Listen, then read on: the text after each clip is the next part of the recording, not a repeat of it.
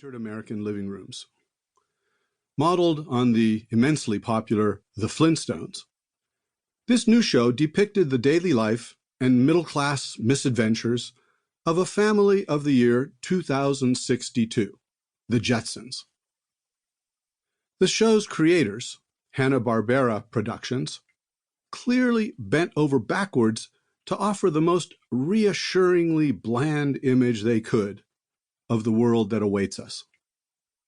A full century will go by, they seem to be telling us, and absolutely nothing of any importance will change in the slightest.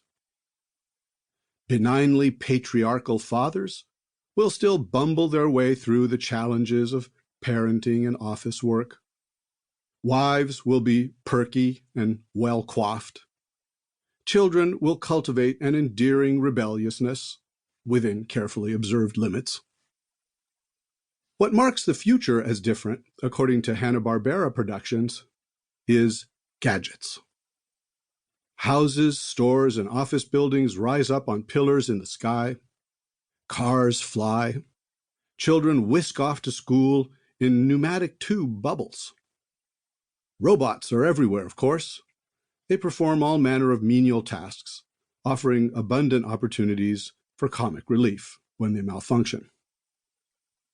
This popular TV show perfectly captures a recurring misconception in contemporary visions of the future: the tendency to imagine that our technologies will evolve dramatically and even radically, while we humans will stay fundamentally the same. I refer to this as the Jetsons fallacy. If one surveys the most influential science fiction visions of the future, those movies and books that have broken out of the niche of sci-fi buffs and shaped the imagination of the broader society, one encounters this phenomenon again and again. Take the Star Wars films and the Star Trek TV series, for example.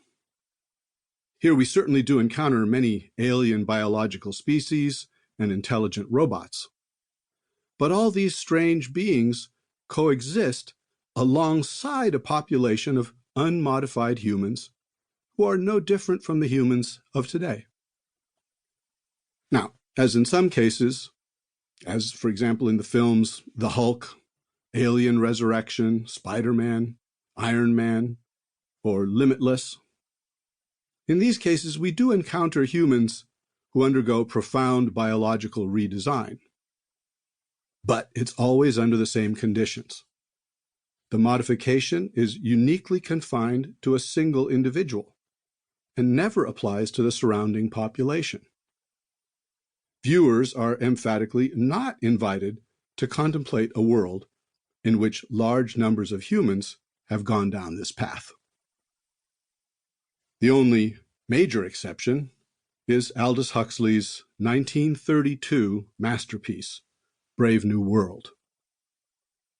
Huxley's imagery of bioengineered castes and drug-induced manipulation of the masses has penetrated very deeply into contemporary culture. But what's striking is precisely how unique Brave New World remains within the subset of science fiction works that have become cultural landmarks.